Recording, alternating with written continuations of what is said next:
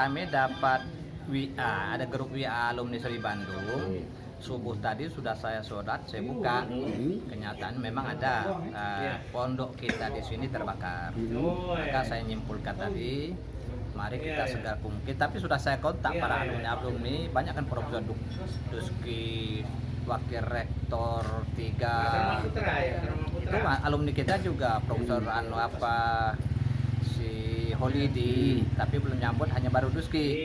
Apa langkah kita? Katanya colot tas kamu ke lapangan dulu, lihat dulu situasinya, baru kita rapatkan. Jadi hasil kami pada hari ini, insya Allah besok atau lusa saya undang para alumni di kantor Basnas. Apa yang harus kita perbuat di pondok kita yang kita cintai, yang selama ini kita bisa berbuat seperti ini karena berkat ilmu yang kita dapat dari pondok. Ini yang kami rasakan, betul-betul kami merasa prihatin dan sedih.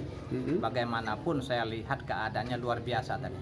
Tapi setelah kami kembali ke Palembang nanti, insya Allah saya akan menghadap Wakil Gubernur, akan saya sampaikan kondisi asrama yang terbakar. Apapun nanti perintah Pak Gub, saya akan informasikan kawan-kawan kita di alumni. Tapi saya lihat itu tidak terlalu, memang hanya atap yang luar biasa habis, tapi dinding-dinding ini masih bisa diperbaiki. Barangkali atap dengan perbaikan dan sebagainya barangkali ini. Jadi memang Pak Wagub sudah janji.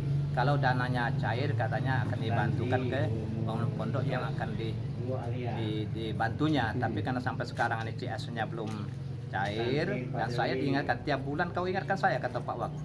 Kalau nanti cair insya Allah kita alihkan kepada bantuan khusus di Sri Bandung. Kalau informasi yang kita terima dari sini, apa kira-kira penyebab itu? Kalau menurut keterangan dari anak-anak itu sebab api itu dari atas, dari aliran listrik. Jadi kemungkinan konslet. Iya. Berapa yang terbakar?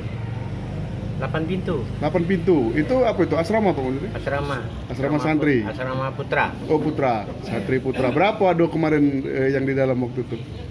Setiap kamar itu ada yang 2, ada yang 3, ada yang 4. 21 orang. 21 orang. Tapi ada yang